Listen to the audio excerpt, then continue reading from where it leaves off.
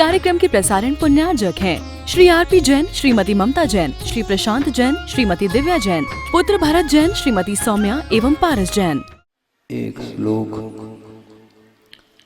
आगम में पढ़ने को मिलता है, शायद आपने भी पढ़ा हो, नहीं भी पढ़ा हो तो भी वह श्लोक बहुत प्रासंगिक है। उसको प्रासंगिकता देते हुए कुछ विषय आपके सामने रखा जा रहा है। पाषाणेषु यथा हेम, पाषाणेषु यथा हेम, दुग्ध मध्ये यथा घृतम, तिल मध्ये यथा तैलम, देह मध्ये तथा शिवः। यह पंक्ति जिसमें यह भाव स्पष्ट किया है आगमकारों ने,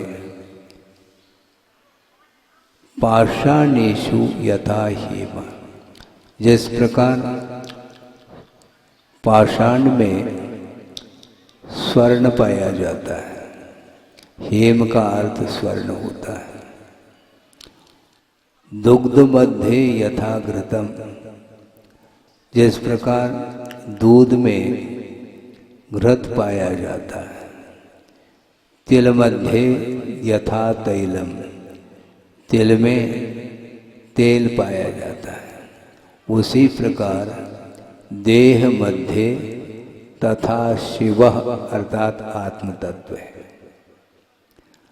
सोचो, विचार करो, पाषाण खंड है और उसमें स्वर्ण है।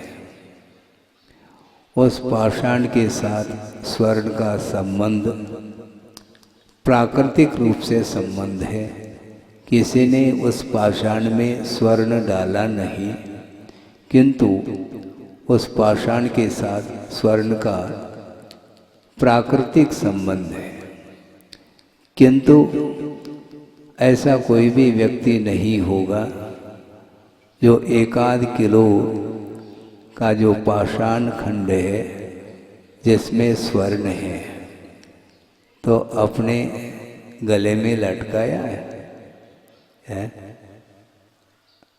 क्योंकि स्वर्ण सबको प्रिय होता है, कीमती वस्तु होती है, किंतु अभी तक एक व्यक्ति को भी हमने नहीं पाया कि वह 1-8 किलो का जो स्वर्ण पाषाण है उसको गले में पहन रखा हो। ऐसा नहीं। क्यों? क्योंकि उसमें जो पाषाण है उसको पृथक किया जाएगा।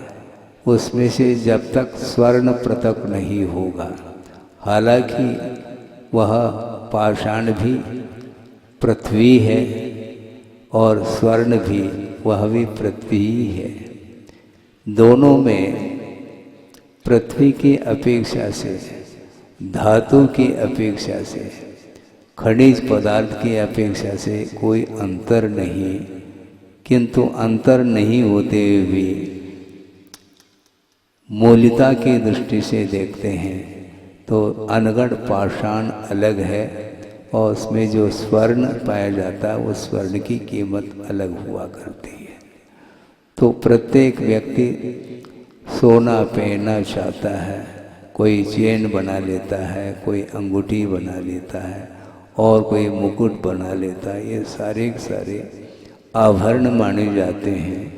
शरीर को इन आभरणों से अलंकृत करता है और उसमें पाषाण में स्वर्ण पाया जाता है।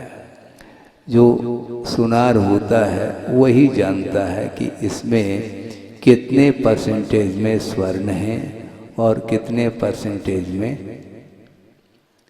अन्य वस्तु है। तो विधिवत उस पाषाण से स्वर्ण को पृथक करता है। पृथक करने के उपरांत भी उस स्वर्ण को और अग्नि संस्कार आदि के माध्यम से और प्योर बनाने का प्रयास करता है। 100 टन 16 वाणी जो सोना होता है उसके माध्यम से वह आभरण अधिक बना लेता है। ये स्वर्ण उसमें शक्ति के रूप में विद्यमान है पाषाण में, किंतु जब तक उसकी अभिव्यक्ति नहीं होगी तब तक उसकी कोई कीमत नहीं है। इसी प्रकार एक हीरा होता है, हीरे की खदान होती हैं, पास में एक हीरापुर भी सुनते हैं, और इधर पन्ना भी है सामने 40 किलोमीटर दूरी पर। हीरे की खदान खुदाई हो रही है, तो उसमें हीरे के कितने नग मिलते हैं क्या? टनोटन हीरा मिल रहा है क्या खदान में? नहीं, खदान में खोदते चले जाते हैं और बहुत ही अल्प मात्रा में वह हीरा मिलता है, किंतु करोड़ों की नहीं अरबों की कीमत उसकी होती है। तो इस प्रकार पाषाण में स्वर्ण अथवा हीरा, पन्ना, माणिक, मोती आदि आदि ये उस पाषाण में होती हुई भी जब तक उसको विधिवत रासायनिक पद्धति से पृथक नहीं किया जाएगा तब तक वह अपने लिए पहनने योग्य वह वस्तु नहीं बन सकती। इसी प्रकार दुग्ध मध्य यथा घृतम कहा, दूध है, दूध में घी है क्या? नहीं, बोलो। घी है तो ठीक है, फिर दूध पी लो ना, दूध पी लो यदि घी है तो। दूध में घी है किंतु शक्ति के रूप में है, उसकी अभिव्यक्ति जो होगी वह विधिवत होगी। एक गिलास पानी है, आप पी लेंगे तो घृत का स्वाद नहीं आएगा। उस घी की गंध उसमें आती है क्या? दूध में नहीं आती है, लेकिन दूध में ही घी है, लेकिन है शक्ति के रूप में। उसकी अभिव्यक्ति के लिए विधि है, विधिवत। जिस प्रकार पाषाण से स्वर्ण को पृथक कर लिया, उसी प्रकार उस दूध में जो घृत है उसको विधिवत पृथक किया जाता है। कौन सी विधि है सब लोग जानते हैं, आप लोग न जानो तो महिला वर्ग तो जानता ही है, प्रतिदिन उनका काम है। दूध को तपाया जाता है, तपाने के उपरांत फिर बाद में अनुपात से थोड़ा और ठंडा हो जाता है, तो उसमें क्या डालते हैं? जामुन डालते हैं। कितने अनुपात से? 10 किलो दूध है तो 10 किलो जामुन डालेंगे क्या? नहीं, थोड़ा सा एक आध बूंद उसमें डालते हैं। उसके माध्यम से क्या जमता है? गलत बात, दही थोड़ी जमता है, दूध जमता है। लेकिन बोलने में तो यही आता है कि दही जमता है, दही जमाना पलट गया, दही नहीं जमता, दूध ही जमता है। लेकिन व्यवहारिक भाषा में ये बोलने में बात आती है कि दही जम रहा है, तो जामुन डालते हैं, फिर बाद में जम जाता है। फिर बाद में उस दही को पात्र में लेकर के मथानी के माध्यम से उसका मंथन किया जाता है। मंथन करते करते करते धीरे धीरे धीरे उस दही में से, बिलोने से, मथानी से मंथन करने से उसमें नवनीत निकल आता है। ये प्रक्रिया है, ये विधि है, विधिवत होना चाहिए, रुचिवत नहीं, अपने मन के अनुरूप नहीं। विधिवत कोई कार्य करते हैं तो वह कार्य संपादित होता है। तो मथानी के माध्यम से उस दही का मंथन जब हो जाता है तो उसमें से नवनीत का गोला निकल आता है। लेकिन ये ध्यान रखो, कभी आपने उस नवनीत के माध्यम से आरती उतारी है? क्यों? बाती बना लो, आरती में नवनीत रखो, बाती रखो और जला दो। नहीं, क्यों? नवनीत में अभी भी जलांश है। जब तक वह अग्नि संस्कार के माध्यम से नवनीत में से जलांश जल करके समाप्त नहीं होगा, तब तक वह घृत के रूप में परिवर्तित नहीं हो सकता। दही में, दूध में भी घी था, दही में भी घी है, नवनीत में भी है, फिर भी वह घी नहीं शक्ति के रूप में विद्यमान है। एकांत से उसमें घी का अभाव है ऐसा नहीं कहा जा रहा है, किंतु एकांत रूप से उसका सद्भाव देखने में नहीं आता।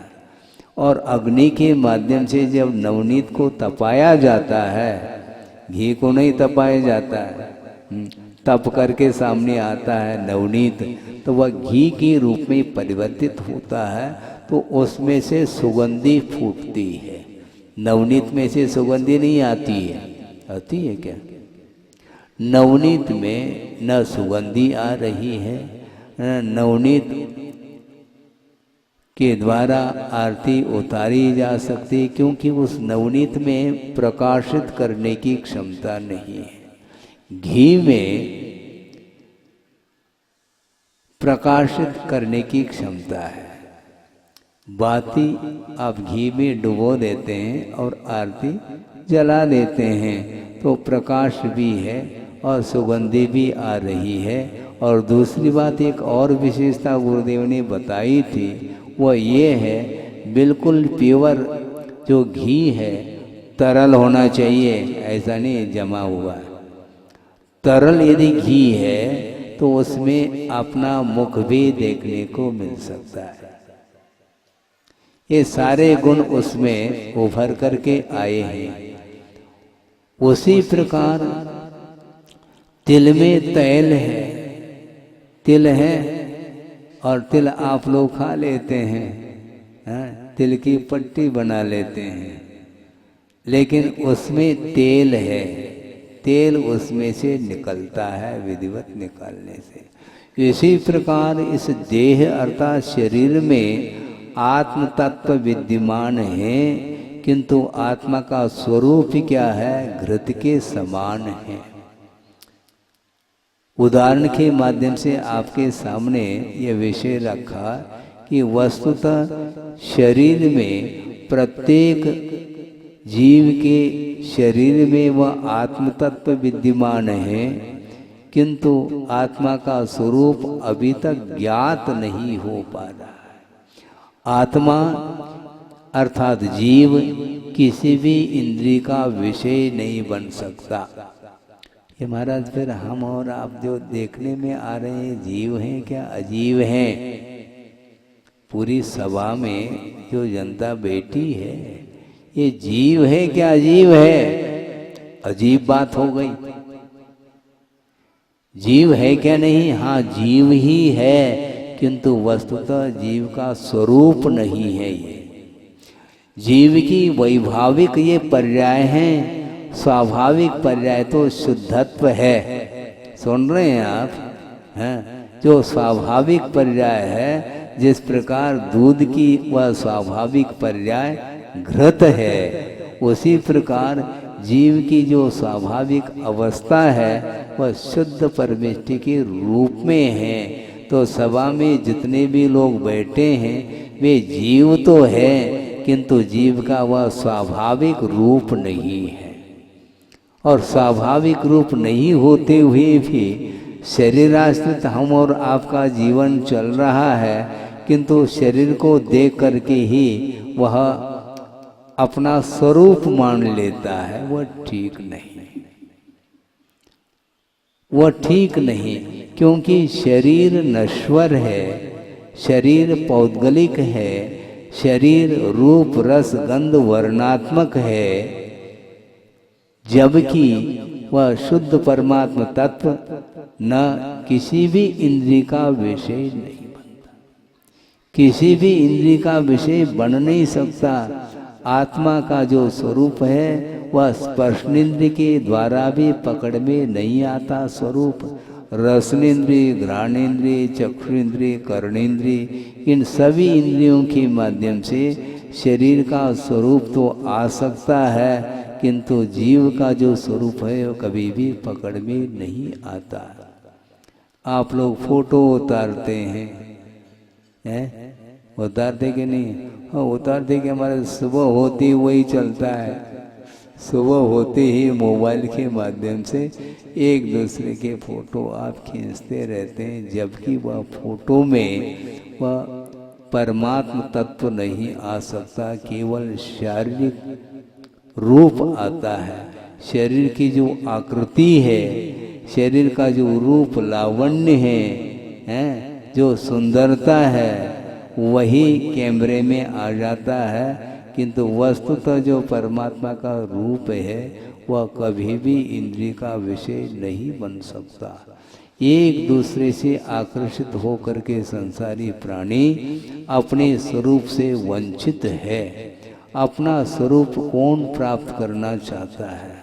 प्राप्त करने के लिए तो बैठे हैं हम, प्राप्त करने के लिए बैठे हैं, किंतु विधिवत ही प्राप्त होगा। हाँ, जब तक ये भेद विज्ञान नहीं होगा कि शरीर और आत्म तत्व में भेद भिन्नता है, या जब तक भली भांति आपको जानकारी प्राप्त नहीं होगी, तब तक आप शरीर को ही अपना मान करके चलते हैं। और शरीर आश्रित जो जीवन है वह पराधीन माना जाता है। आप बैठे हैं, आपका जीवन चल रहा है, किंतु आपका जीवन स्वाश्रित नहीं है। स्वतंत्र जीवन आपका नहीं चल रहा, स्वाधीन जीवन नहीं जी रहे हैं, किंतु आपका जीवन शरीर आश्रित चल रहा है। और शरीर में कुछ 19-20 हुआ तो बस डॉक्टर की ओर भागते चले जाते हैं, हॉस्पिटल भर्ती हो जाते हैं। आत्मा को भर्ती कर रहे हैं क्या शरीर को? बोलो। हॉस्पिटल में गए हैं और डॉक्टर के सामने आप अपना हाथ देते हैं, वह हाथ पकड़ करके आपकी नाड़ी को नाड़ी परीक्षण कर रहा है। नाड़ी परीक्षण करने वाला भी कौन है, और जिसका नाड़ी परीक्षण जिसकी की जा रही है वो कौन है? शरीर का ही परीक्षण हो रहा है, निरीक्षण हो रहा है। आत्म तत्व का परीक्षण निरीक्षण नहीं हो पा रहा। आज वर्तमान में ये वैज्ञानिक युग है। इस वैज्ञानिक युग में बड़े बड़े वैज्ञानिक लोग लगे हैं, सूक्ष्म से सूक्ष्मतम आविष्कार उनके द्वारा हो रहा है, किंतु आत्म तत्व के बारे में कोई आविष्कार अभी तक नहीं हुआ। भौतिक क्षेत्र में तो आगे बढ़ते चले जा रहे हैं, और ज्ञान के माध्यम से सांसारिक जो और संसाधन हैं, सांसारिक क्षेत्र में काम में आने वाली, उनका आविष्कार होता चला जा रहा है, और उसके माध्यम से वह भौतिक सुख का अनुभव करना चाहते हैं। जबकि आत्मिक सुख में और भौतिक सुख में अथवा शारीरिक सुख में जमीन आसमान का अंतर है। ये स्वरूप का बोध विज्ञान के माध्यम से संभव नहीं। महाराज, फिर स्वरूप का बोध किसके द्वारा संभव है? विज्ञान के द्वारा नहीं, वीतराग विज्ञान के द्वारा ही स्वरूप पकड़ में आता है। वस्तुतः जब तक संसारी प्राणी की दशा सरागमय रहेगी, तब तक अपना स्वरूप का संवेदन नहीं कर सकता।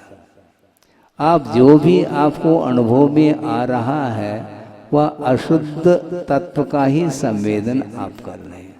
आत्मा का संवेदन आपको होता क्या नहीं? बोलो, आत्मा का संवेदन होता है कि नहीं आपको?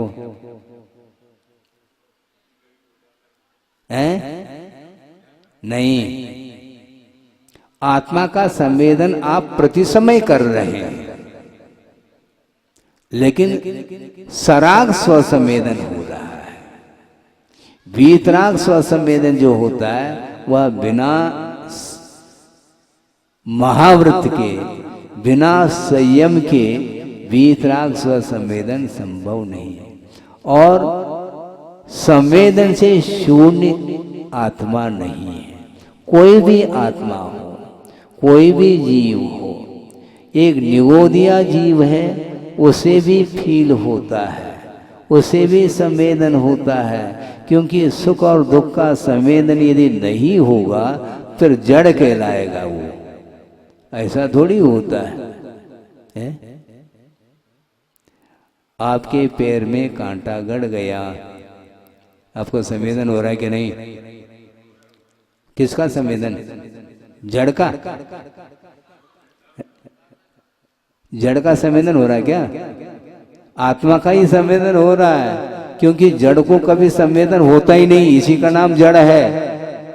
जब इस शरीर में से आत्म तत्व निकल जाता है, अवसान हो जाता है, डेड बॉडी है, फिर उसको पोस्टमार्टम कर लो, कोई मतलब नहीं। जब तक इस शरीर में आत्मा है अथवा जीव है तब तक वह महसूस करता है, फीलिंग्स आते हैं उसके अंदर, सुख और दुख का संवेदन होता है। और आत्मा निकल जाए फिर बाद में देख लो उसको दाह संस्कार के लिए ले जाया जा रहा है। वहाँ पर अग्नि संस्कार करते समय वह चिल्ला रहा है क्या? क्यों? आत्म तत्व चला गया। जो चैतन्य आत्मा का स्वरूप था, जीव था, वह जीव ही उस शरीर से निकल गया।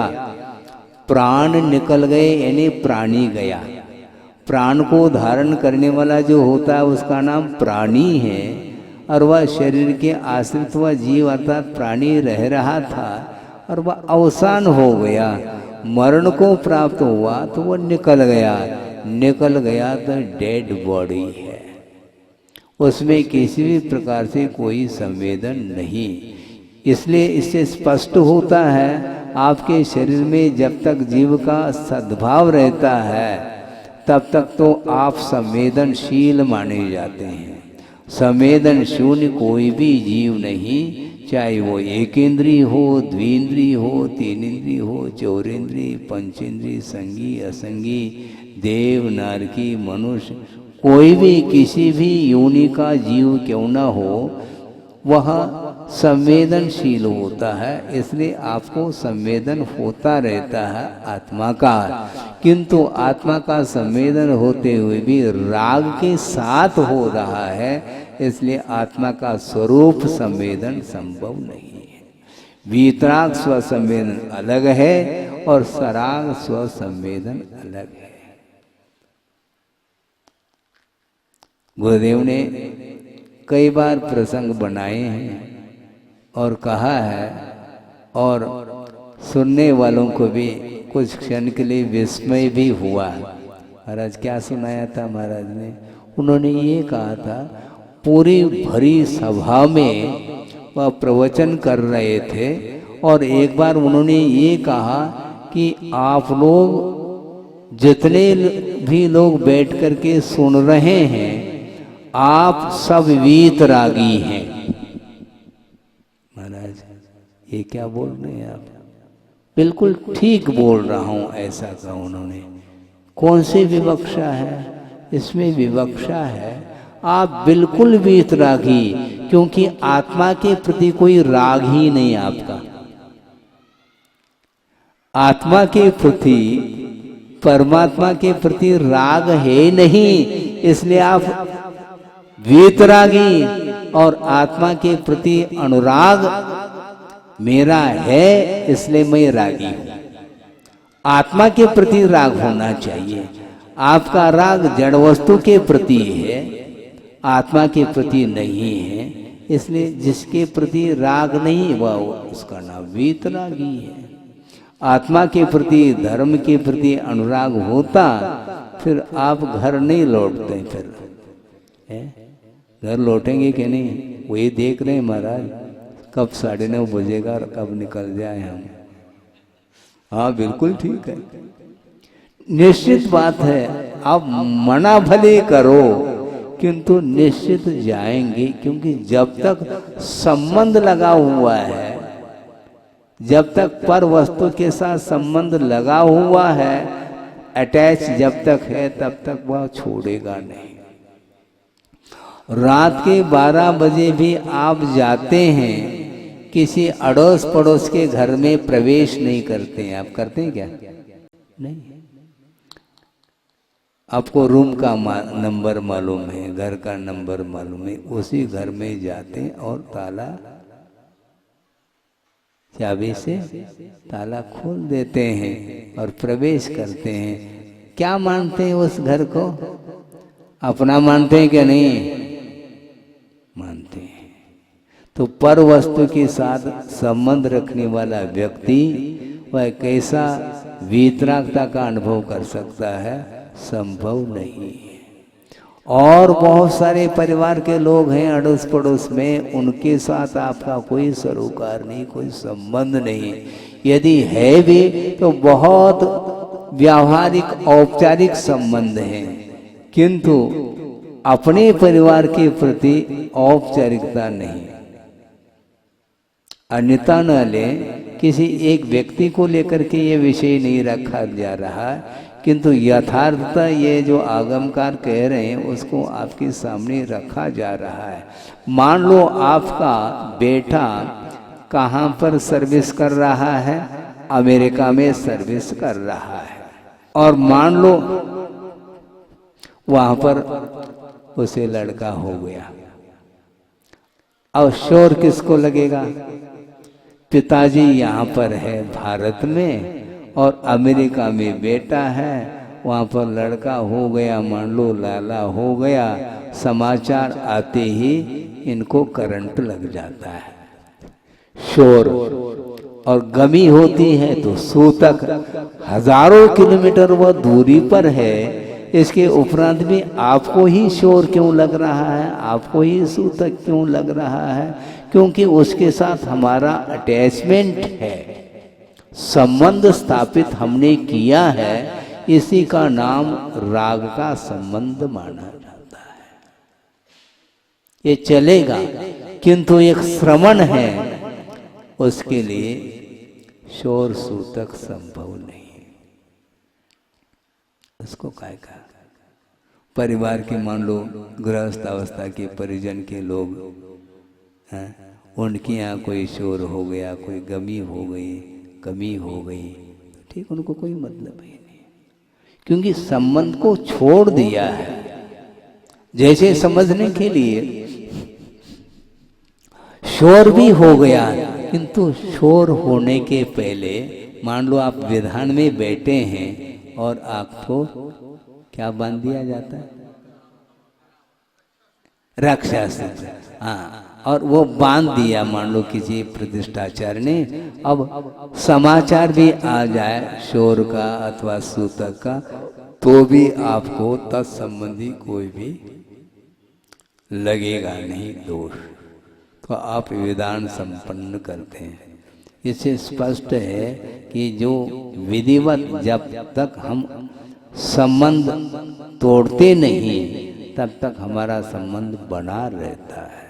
इसलिए परवस्तु के साथ, चाहे वो चेतना चेतनात्मक कोई भी वस्तु है, उस वस्तु के साथ हम संबंध स्थापित करते हैं। जब तक हमारा संबंध उन वस्तुओं के साथ रहेगा तब तक हम राग का ही संवेदन करते हैं, वीतरागता का संवेदन संभव ही नहीं।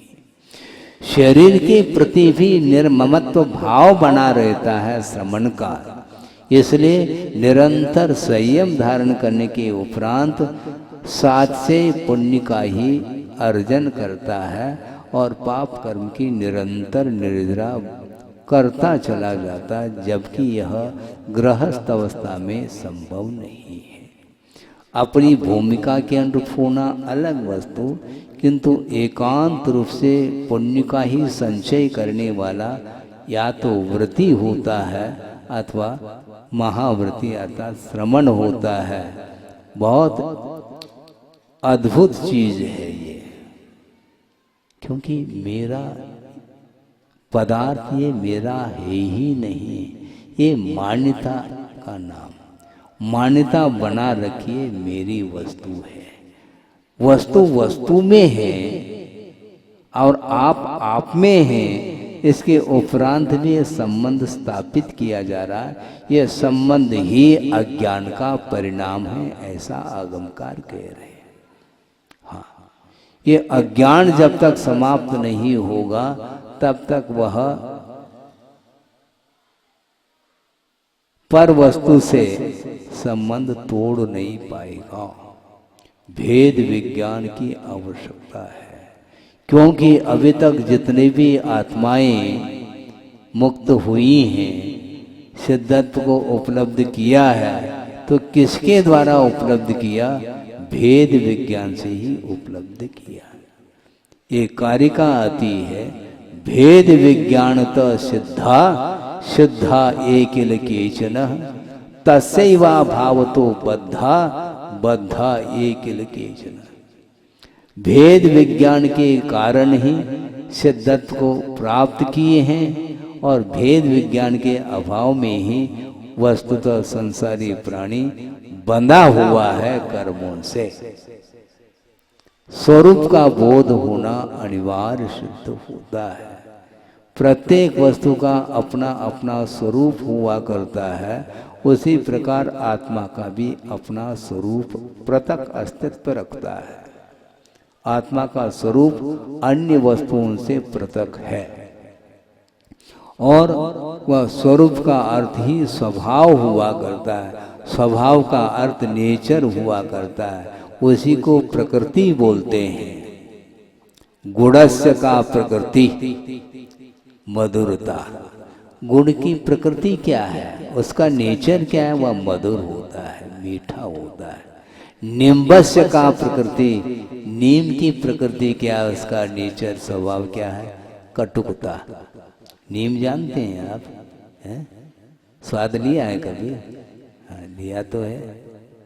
कभी बुखार आ जाता है, मान लो खून में विकृति आती है, उस समय डॉक्टरों के माध्यम से अथवा वैद्यों के माध्यम से यह ज्ञात हो जाता है कि खून विकृत हो चुका है।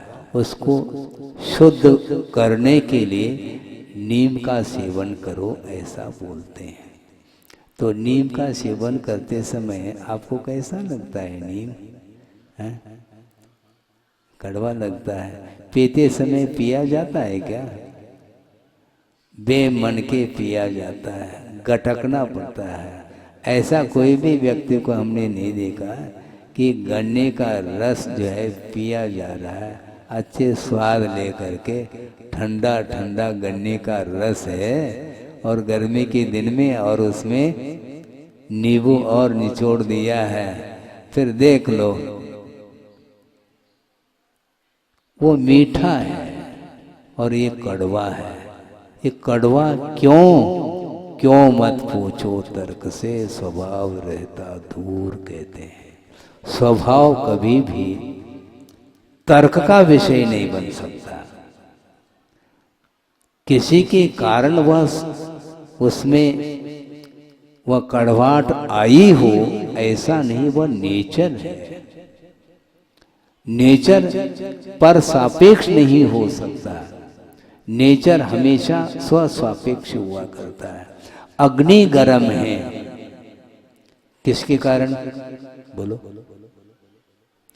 किसके कारण अग्नि गर्म है? स्वभाव से, किसी कारण से तो नहीं। इसी को बोलते हैं प्रकृति, इसी को नेचर बोलते हैं, स्वभाव बोलते हैं। जल का स्वभाव क्या है? शीतलता है। अग्नि का स्वभाव उष्णता। ये जिस प्रकार ये स्वभाव है, उसी प्रकार आत्मा का स्वभाव क्या है? तो जानना, देखना, संवेदन करना, यह आत्मा का स्वरूप है। किंतु संसारी प्राणी के पास ज्ञान होने के उपरांत भी उस ज्ञान का उपयोग नहीं कर पाता। ज्ञान के द्वारा पदार्थ का बोध होता है, किंतु आचार्य कहते हैं ज्ञान के द्वारा पदार्थ का बोध होता तो है, किंतु आप होश में हो तो ज्ञान के द्वारा पदार्थ का बोध हो सकता है। और यदि क्रोध में आए हैं आप, तो आपका ज्ञान काम नहीं कर रहा होता। ज्ञान कब काम करता है? जब होश हवास हो तब की बात है। पिताजी के पास लड़का पहुंचता है, लेकिन वो भी बहुत होशियार होता है। वो देखता है पिताजी कैसे बैठे हैं, किस मुद्रा में बैठे हैं। यदि पिताजी आवेश में है तो पास जाना नहीं चाहता। क्यों बेटा, क्यों नहीं गए? नहीं, पिताजी आपे में नहीं है। पिताजी आपे में नहीं। यदि इस समय उनके पास जाऊं तो क्या बिस्किट मिलेंगे? कौन से? खाने के नहीं, पिटाई होगी, क्योंकि आवेश में है, आपे में नहीं है। तो आपे में जब नहीं रहता है व्यक्ति, उस समय उसके पास ज्ञान हो करके भी वह ज्ञान काम नहीं कर सकता। क्योंकि क्रोध से प्रभावित जिसका ज्ञान है, जिसका ज्ञान लोभ से प्रभावित है, जिसका ज्ञान माया कषाय से प्रभावित है, जिसका ज्ञान मान कषाय से प्रभावित है, वह कभी भी पदार्थ का बोध करा नहीं सकता। इसलिए ज्ञान को बहुत शांत रखना चाहिए। और ज्ञान के कारण ही संसारी प्राणी दुख का अनुभव करता है। क्यों? इसलिए क्योंकि वह रागान्वित ज्ञान होने के कारण, कषाय से अथवा मोह से प्रभावित होने के कारण वह ज्ञान पदार्थ के स्वरूप को वह कभी भी बता नहीं पाएगा। पदार्थ के स्वरूप की जानकारी जो होगी वह ज्ञान के माध्यम से ही होती है, किंतु वह ज्ञान मोह से यदि प्रभावित है तो पदार्थ का ज्ञान उस ज्ञान के माध्यम से नहीं हो सकता। इसलिए प्रत्येक जीव के पास ज्ञान तो है, चैतन्य पिंड है या आत्म तत्व है, प्रत्येक व्यक्ति के शरीर में विद्यमान है, किंतु उसको विधिवत पृथक करने की बात हमने आपके सामने रखी है। इसलिए जिस प्रकार पाषाण खंड में हेम अर्थात स्वर्ण विद्यमान रहता है, दूध में जिस प्रकार घृत का अस्तित्व देखने में आता है शक्ति के रूप में, जिस प्रकार तिल में तेल देखने में आता है, उसी प्रकार प्रत्येक संसारी प्राणी के शरीर में वह शुद्ध परमात्मा तत्व विद्यमान है शक्ति के रूप में। उसको अभिव्यक्त करने के लिए निरंतर प्रयास किया जा रहा है। मोक्ष मार्ग पर आरूढ़ होने के लिए और कोई भी प्रयोजन नहीं। मोक्ष पथ पर आरूढ़ हो करके शरीर से अतीत जो है शुद्ध परमात्मा तत्व को प्राप्त करने के लिए, पृथक करने के लिए साधना है। इसलिए श्रमण साधु लोग निरंतर रत्नत्रय की उपासना करते हुए शरीर से ऊपर उठने का प्रयास करते रहते। उनको देख करके आपके भीतर भी वह भाव जग जाए, धीरे धीरे अपनी भूमिका के अनुरूप ही सही, किंतु छोटे छोटे नियम उपनियम के माध्यम से भी अपने जीवन को उन्नति की ओर ले जाया जा सकता है। इसलिए आत्मा की उन्नति जो होगी वह रत्नत्रय की उपासना अथवा देव शास्त्र गुरु की उपासना करते हुए अपने जीवन को सफल बनाने का पुरुषार्थ करते रहे। इस पवित्र भावना के साथ अहिंसा परमो धर्म की जय। बोधि समाधि परिणाम शुद्धि स्वात्मोपलब्धि शिव शोक सिद्धि चिंतामणिम चिंतित वस्तुदाने त्वां बंद मानस्य ममास्तुते। परम पूज्य आचार्य गुरुवर श्री विद्यासागर जी महाराज की जय। इस कार्यक्रम के प्रसारण पुण्यार्जक हैं श्री आरपी जैन, श्रीमती ममता जैन, श्री प्रशांत जैन, श्रीमती दिव्या जैन, पुत्र भरत जैन, श्रीमती सौम्या एवं पारस जैन।